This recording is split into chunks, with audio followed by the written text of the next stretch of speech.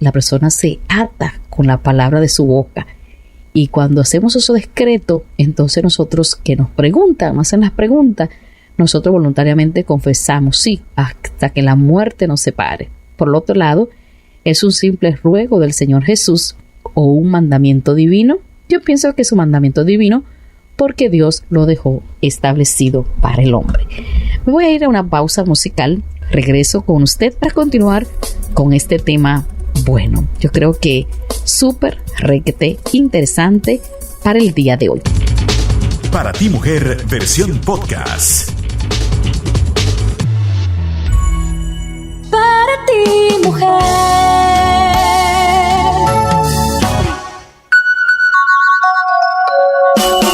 Bueno, continuamos con nuestro tema correspondiente al día de hoy del programa Para ti, mujer, hablando realmente de el egoísmo que hay en la vida del ser humano y cómo debemos de dejar atrás este espíritu para poder funcionar dentro de nuestro hogar. Y bueno, en diferentes países, por desgracia, el porcentaje de verdaderos personas que creen y que están comprometidas con el Señor es bastante bajo, pero aquí en este país tenemos un índice bastante alto de personas creyentes en Dios y que tenemos bien remarcado y bien definido nuestro principio bíblico, ¿no? De qué es lo que hemos creído, en por qué estamos cimentados en la roca, que es Jesucristo, y realmente Dios no quiere bajo ninguna circunstancia que ningún espíritu egoísta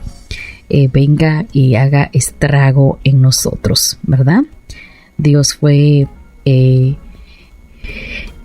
no fue bajo ninguna circunstancia egoísta en ninguna de las áreas de la creación. Él lo creó todo para el hombre, se lo entregó sin egoísmo, y una de las cosas que limitan más a un corazón egoísta, ¿verdad? Precisamente en el pueblo de Israel fue bastante en ese aspecto.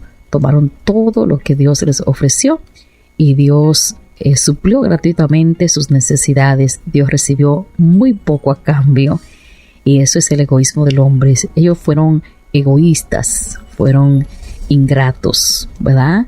Limitaron a Dios por su egoísmo, y este podría ser el caso de muchos que a veces por egoísmo perdemos la bendición de Dios, las cosas que Dios nos ofrece y quiere entregarnos, ¿verdad? Quiero preguntarte algo. ¿Qué estás haciendo con respecto a tu herencia en Cristo, verdad? Es decir, que esas son las cosas que debemos de tomar muy en cuenta. Cuando permitimos que Cristo entre a nuestro corazón, tenemos muchas decisiones que tomar, ¿verdad? Tenemos que generar cambios, cosas que hacer. Si Jesús, que es el Señor de mi vida, de mi mente, de mi corazón, tenemos que darles espacio para que podamos tener una mente ordenada, organizada.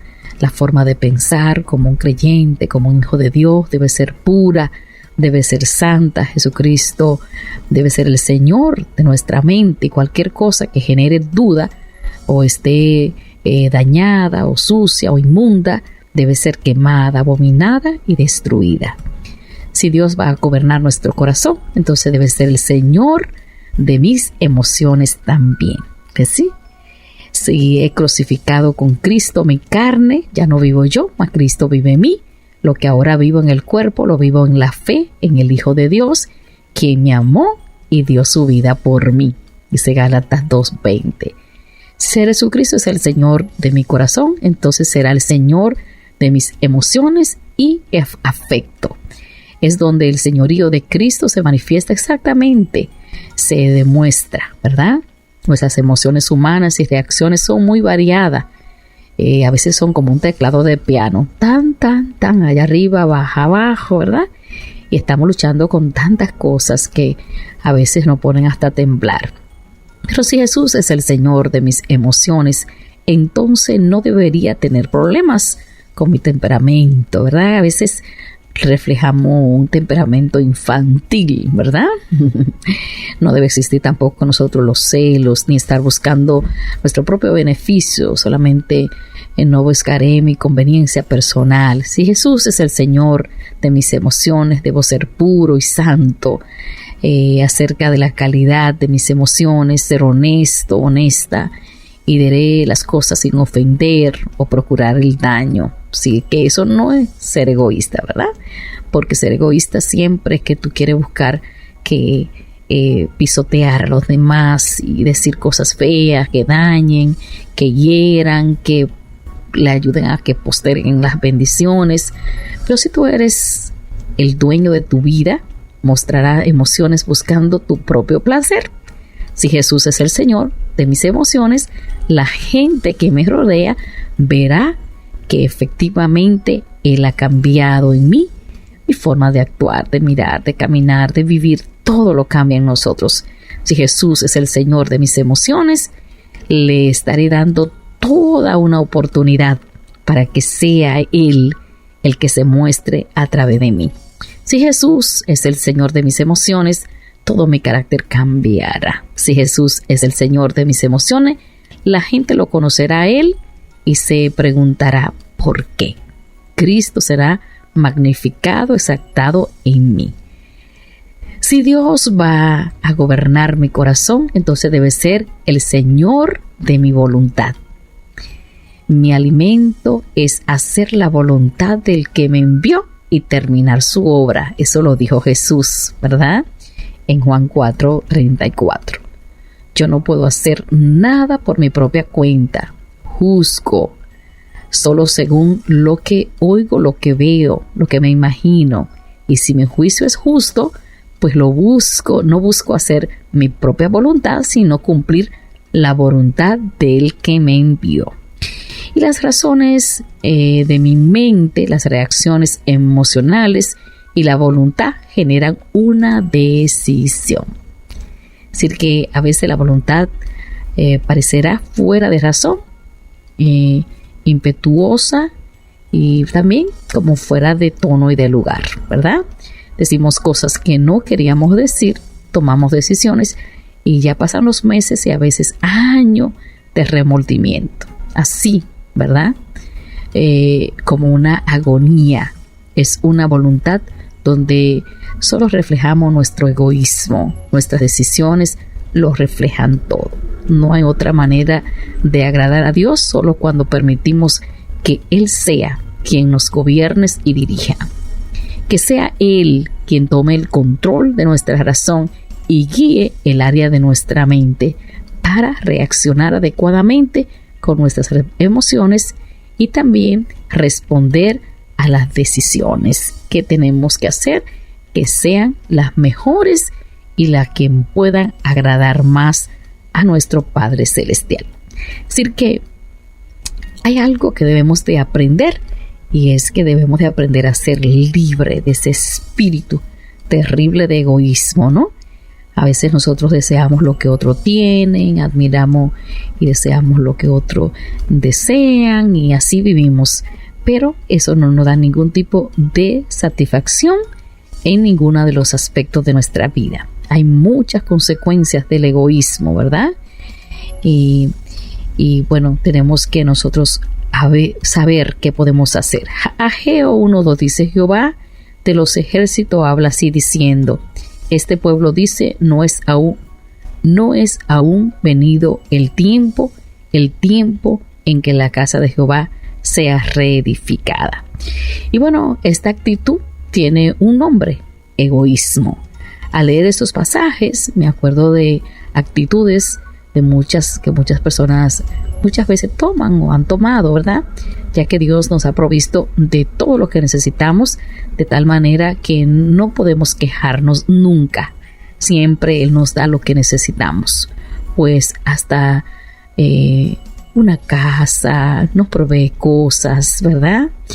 Pero esas cosas son terrenales, son pasajeras, vienen, se van, se quedan atrás. Pero cuando el Señor pide que edifiquemos nuestra propia casa, nuestra propia iglesia, que somos nosotros, el cuerpo de Cristo, que participemos en ella, que traigamos el fresco pan de la proposición de la palabra de Dios, simplemente somos como la leche.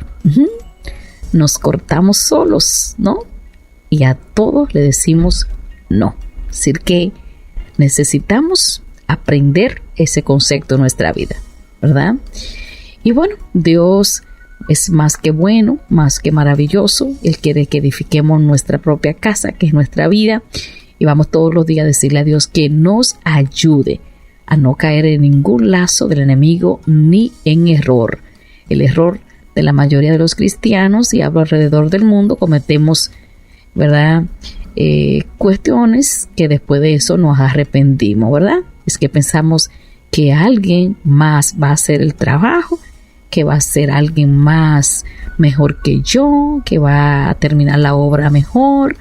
Y bueno, no es esta la actitud que Dios quiere que nosotros tengamos, porque eso avergüenza a nuestro Padre. Es decir, que tenemos que subir al monte, traer la madera y reedificar nuestra casa, que es nuestro corazón, trabajar con ella y dejarla muy limpita, ¿verdad? Y muy arregladita, para que el Espíritu Santo nunca se vaya de nosotros, siempre more en nuestros corazones. Ageo 1:10, por esto se detuvo de los cielos sobre nosotros la lluvia, y la tierra detuvo sus frutos. ¿Por qué? Si tu vida cristiana no tiene los frutos que debería tener, ponte a pensar por qué se detuvo de los cielos sobre vosotros la lluvia. En nuestra congregación hay mucho trabajo, ¿verdad? Y sinceramente, muchas veces solo un poco lo hacen, y otros pues no toman en consideración lo que Dios quiere y espera de su vida. El profundo egoísmo del hombre, ¿verdad? Un tema súper interesante.